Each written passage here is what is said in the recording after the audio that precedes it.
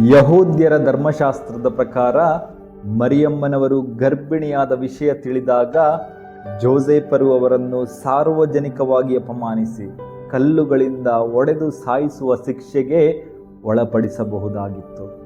ಆದರೆ ಜೋಸೇಫರು ನೀತಿವಂತ ಪುರುಷರಾಗಿದ್ದರು. ಅವರು ಮರಿಯಮ್ಮನವರಿಗೆ ಹಾನಿ ಮಾಡದೆ ಗುಟ್ಟಾಗಿ ಬಿಟ್ಟು ಬಿಡಲು ನಿರ್ಧಾರ ಮಾಡುತ್ತಾರೆ.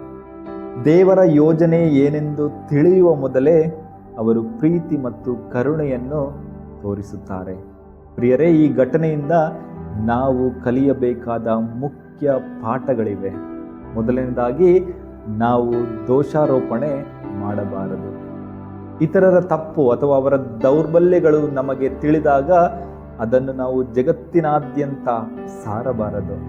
ಎರಡನೇದಾಗಿ, ನಾವು ತೀರ್ಪು ನೀಡಬಾರದು.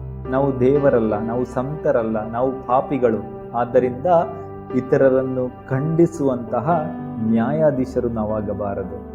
ಮೂರನೇದು, ತಾಳ್ಮೆಯಿಂದಿರಬೇಕು. ವಿಷಯದ ಸತ್ಯಾಸತ್ಯತೆ ತಿಳಿಯುವವರೆಗೂ ನಾವು ಸಮಾಧಾನದಿಂದಿರಬೇಕು ಹಾಗೂ ನಮ್ಮ ಮಾತುಗಳಿಂದ ಯಾರಿಗೂ ನೋವಾಗಬಾರದು. ನಾವು ಕೂಡ ಸಂತ ಜೋಸೇಫರಂತೆ ಉದಾತ್ತ ಗುಣಗಳನ್ನು ಈ ಆಗಮನ ಕಾಲದಲ್ಲಿ ಬೆಳೆಸಿಕೊಳ್ಳೋಣ.